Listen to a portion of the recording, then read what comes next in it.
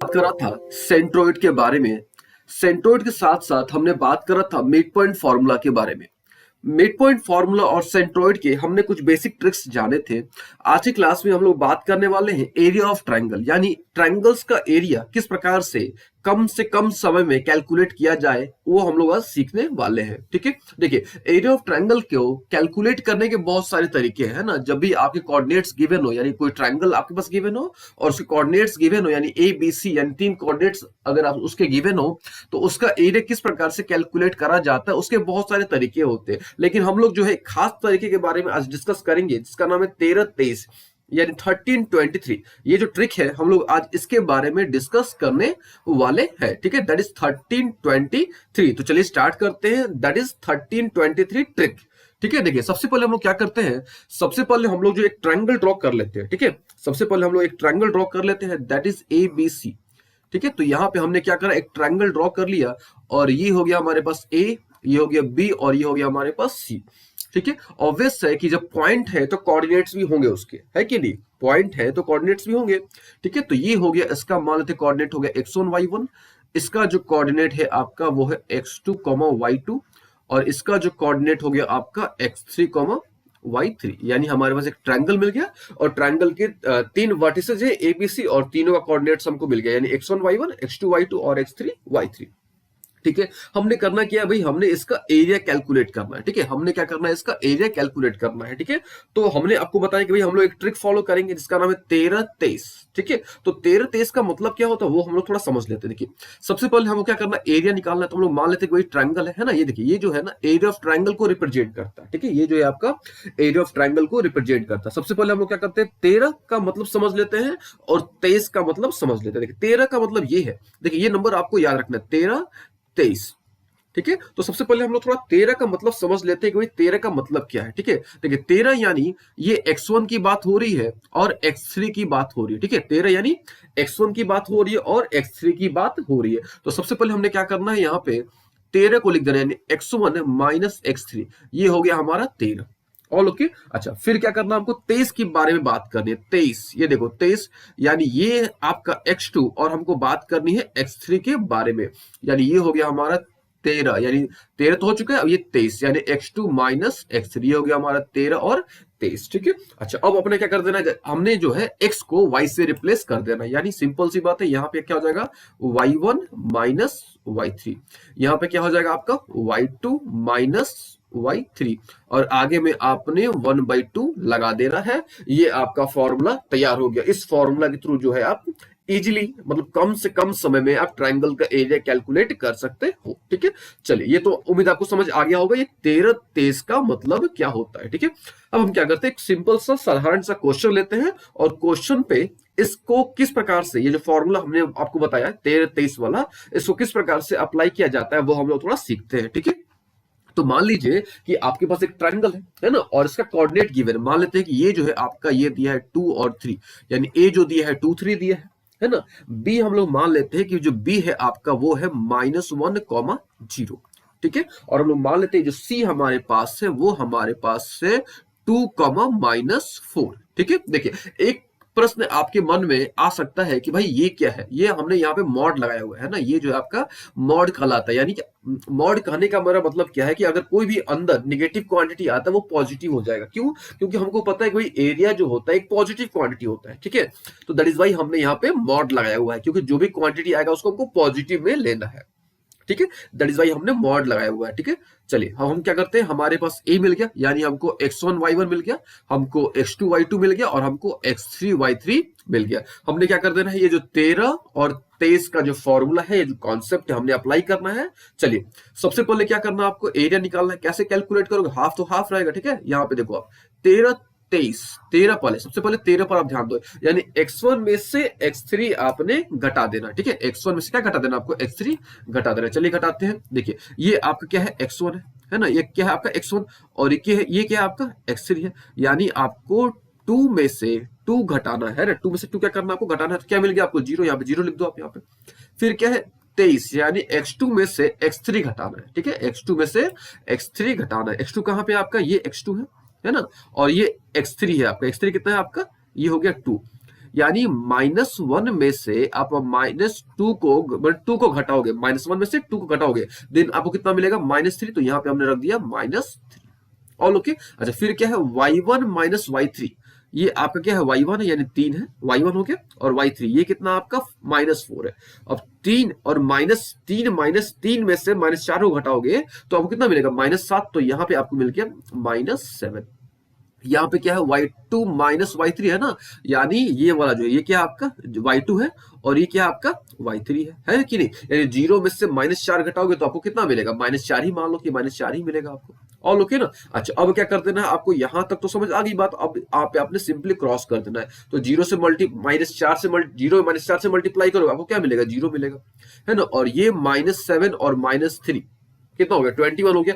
यानी जो आपका फाइनल रिजल्ट आ गया वो कितना आ गया? 21/2, है ना, 21/2 स्क्वायर यूनिट। तो ये जो आया आपका सिंपल सा रिजल्ट आया। ठीक है, तो ये जो सिंपल सा ट्रिक है ना 13-23, इसके थ्रू आप जल्द से जल्द जो है ना कम समय में एरिया ऑफ ट्रायंगल कैलकुलेट कर सकते हो। ठीक है, हम एक और क्वेश्चन लेते हैं। ठीक है, चलिए मान लेते हैं कि हमारे पास एक ट्रायंगल है। ठीक है, मान लेते हैं कि हमारे पास एक ट्रायंगल है और इसके कोऑर्डिनेट्स गिवन है। एबीसी एक ट्रायंगल हम लोग मान लेते हैं, और इसके कोऑर्डिनेट्स मान लो कि -5, -1 है। ए हो गया, मान लो ये आपका ए हो गया, ये मान लो आपका बी हो गया, और ये मान लो सी हो गया। ठीक है, और बी आपका मान लो दिया है 3, -5 दिया है। ठीक है, और सी मान लो आपका दिया है 5, 2। ठीक है, और हमको क्या करना है? इसका एरिया कैलकुलेट करना है। ठीक है, तो सिंपल सी बात है, ये हमारा क्या है? ये x1 है, ये हमारा y1 है ना, ये हमारा क्या है? x2 है, ये हमारा क्या है? y2 है, ये हमारा x3 हो गया, और ये हमारा क्या हो गया? y3। कौन सा रूल हमको फॉलो करना है? 13-23। ठीक है, 13-23 का रूल हमको फॉलो करना है। ठीक है, हम क्या करते हैं? यहाँ पे एक बार फॉर्मूला आपको वापस से लिख के दिखाते हैं। हाफ, सबसे पहले हाफ, फिर 13 यानी x1 माइनस x3, ये 13 हो गया, फिर 23 यानी x2 माइनस x3।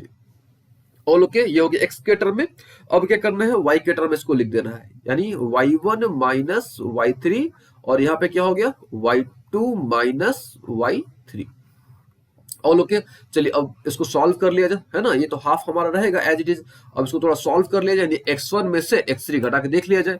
तो भैया ये हमारे पास x1 है, और ये हमारे पास से x3, यानी -5, -5 कितना हो गया? -10। तो यहाँ पे आप लिख दो -10। ये देखो x2 में से x3 घटाना है, तो x2 कितना है भैया? आपका 3 है, और x3 कितना है? 5 है ना। तो 3 में से 5 घटाओगे, देन आपको कितना मिलेगा? -2। यहाँ लिख दो आप यहाँ पे। फिर क्या है? y1 माइनस y3, तो y1 कितना आपका? -1 है, और y3 कितना है? 2 है। तो ये -1 और -2 ये कितना हो गया आपका? -3। तो यहाँ लिख दो -3। ये देखो y2 माइनस y3, तो y2 कितना है? -5 है, और ये है आपका ये -2 हो जाएगा। तो -5 और -2 ये कितना हो गया? -7 हो गया। ऑल ओके, ठीक है। अब यहां से क्या करना, थोड़ा ध्यान दीजिएगा। ये तो 1/2 हमारा हो गया, है ना। अब यहाँ पे आप क्या करो? सिंपली इसको मल्टीप्लाई करो पहले। तो ये तो 70 हो गया ना, 70। फिर माइनस करना होता है बीच में, देखिए बीच में माइनस करना होता है। फिर ये देखो, ये -3 और -2 को मल्टीप्लाई करोगे, आपको कितना मिलेगा? 6 मिलेगा, है ना। तो ये कितना मिल गया आपको? ये अगर आप माइनस करोगे, यानी 70 में से 6 घटाओगे, है ना, 70 में से क्या करोगे? 6 घटाओगे, तो आपको कितना मिलेगा? 64 मिल जाएगा।